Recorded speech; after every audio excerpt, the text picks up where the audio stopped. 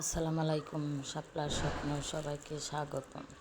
আজকে আমি একটু পারিবারিক ভিডিও সারাদিন কী কী কাজ করি সবগুলো নিয়েছিলাম। প্রথমে মেলায় গিয়েছিলাম, মিষ্টি কিনে এনেছি। তারপরে হতেছে হালিম রান্না করব। প্রথমে গরম পানি করে ভিজে রেখেছিলাম সেই ডালের মশলাটা আধা ঘন্টার জন্য। তারপর এখানে সে ছোটো ছোটো মাংস কুচি কুচি করে মশলা দিয়ে ভালোভাবে কষিয়ে নিচ্ছি। তারই মাঝখানে বাসার সাথে ফুলের বাগানে একটু নার্সারি থেকে একটু ফুলের ছবি তুললাম, একটু ফুলগুলা দেখলাম, মনটা ভালো হলো। সেই জন্যে একটু পরিবেশের জন্য একটু বাইরে গেলাম গেটের সাথে। তারপরে সেই হালিমের রেসিপিটা এখন 20 মিনিট পর আবার একটু করার পরে ঢেলে দিয়ে ভালোভাবে নেড়ে চেড়ে নিচ্ছি, কষিয়ে নেব। কষিয়ে নেওয়ার পরে তারপরে আর হাফ কাপ পানি দিয়ে দেবো। যখন এখন পানি দিয়েছি, পানি দিয়ে ভালোভাবে কতক্ষণ পর পর খুন্তি দিয়ে একটু নাড়া দেব। নাড়া দিলে আমার একদম রেডিমেড হালিম তৈরি হয়ে গেছে। পরিবেশনের সময় একটু আমি শশা কুচি আর বেরেস্তা দিয়েছিলাম, কী সুন্দর লোভনীয় হয়েছে। রোজা রেখেছিলাম, আলহামদুলিল্লাহ তবুও রান্না একদম পারফেক্ট হয়েছে। কেন এত ভালো হয় বুঝতে পারি না। আমার আমার মেয়েরা অসুস্থ। আমার মেয়ের জন্য সবাই দোয়া করবেন, আল্লাহ আমার মেয়েটা তাড়াতাড়ি সুস্থ করে দিক। আল্লাহ আমাদের কাছে সবাই কাছে দোয়া আছে যে আমার মেয়েটার জন্য সুস্থ করে দেয়।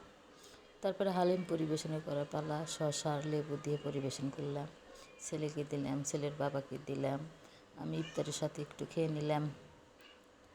সারাদিন কী করলাম সবই আপনাদের সাথে আমি শেয়ার করলাম। তারপরে ভাত রান্না করছি, ডিম রান্না করেছি, একটু গরু মাংস রান্না করেছি, হালিম তো রান্না করেছি, তার সাথে লেবু টমেটো শসা লেবু আছে এগুলোর সাথে। আবার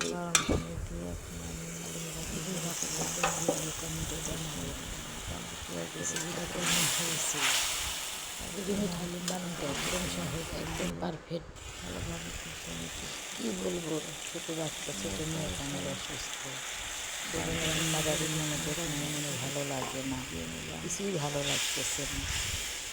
কী করবো, তবুও আপনাদের সাথে একটু শেয়ার করলে আপনারা বললেন যে কেন ভিডিও দিলেন। আপনাদের সাথে একটু শেয়ার করলাম সেই কারণে।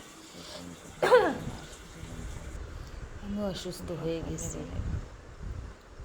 তারপর আমি অসুস্থ হয়ে গেলাম। শসা কুচি দিয়ে বেরেস্তা দিয়ে পরিবেশন করলাম।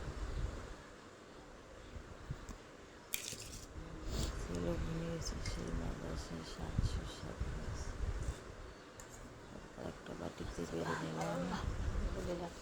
আমার রেসিপিগুলো আমার নতুন, আমি এত ভালোভাবে কথা বলতে পারি না। আমার এই রেসিপিগুলো যদি ভালো লাগে আমাকে একটু সাবস্ক্রাইব করুন। আর যারা আমার ফেসবুক থেকে দেখতেছেন তারা আমাকে ফলো দিয়ে যাবে। দারুণ খাবার হয়েছিল, খুব মজা। এই তো আর কী বলবো আপনাদের সাথে, মনটা ভালো না তো সেই জন্য কথা বলতে পারতেছি না। কথা বলতে ভালো লাগতেছে। কী থেকে কী বলতেছি নিজেও বুঝতে পারতেছি না। বললাম আর কী বয়স হলো, কী আপনারা শুনে অনেকে গালাগালি পারবেন কি না কী করবেন, আমি কিছুই বুঝতে পারতেছি না।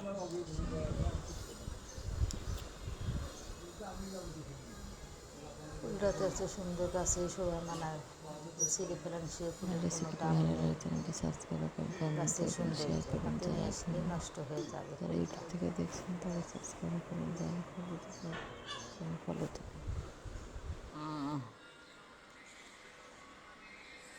হাতে মাখা ভাত কে এরকমভাবে পছন্দ করেন। তারপরে হাতে মাখা ভাত আমি করলাম, ডলে নিলাম পেঁয়াজ, কাঁচামরিচ, শুকনো মরিচ ভেজে নিয়েছি 3টা, লাল লাল করে আজকে ভাত মেখে খাবো। লবণ দিয়ে ভালো করে চটকে নিলাম, রসুন আর পেঁয়াজ কুচি দিয়ে। তারপরে খানিক খাঁটি সরিষার তেল দিয়ে হাতে মেখে কী যে মজা, দেখেই জিভে পানি চলে আসে। এর সাথে যদি একটু আচার হয়েছে, আচার আছে বন্ধু বাড়ির আচার তৈরি করছে, এর সাথে আমি একটু খাবো, তৃপ্তি করে খাবো। মুখে জ্বর তো, মুখে কোনো কিছু স্বাদ না, মনে হয় যে একটু ঝাল ঝাল খাবার হলে ভালো হয়, সেই জন্য ঝাল ঝাল খাবার খাচ্ছি।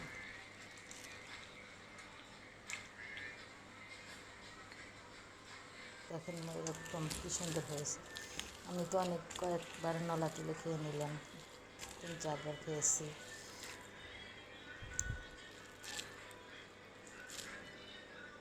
এরকম মাখা ভাত কে কে পছন্দ করেন কমেন্টে জানাবেন তো। তারপরে প্রাণ বাদাম ভাজা, এই যে মজা, এটা অনেক দিন আগে রান্না ছিল।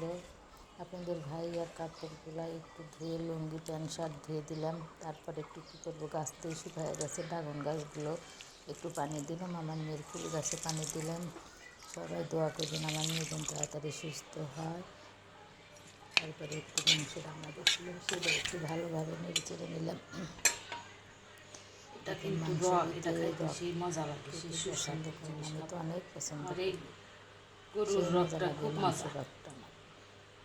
আপনাদের কাছে কেমন লাগে কমেন্টে আমার জানাই রেসিপিটা তো। যদি আপনাদের কাছে ভালো লাগে, চ্যানেলটা সাবস্ক্রাইব করবেন, কমেন্ট করবেন, শেয়ার করবেন, একটু বেশি বেশি করে একটু শেয়ার করে দিন। আমি খুবই অসুস্থ, আমার মেয়ে খুবই অসুস্থ, সবাই দোয়া করবেন ভালো জানি হয়, সুস্থ হয়। আল্লাহ হাফেজ।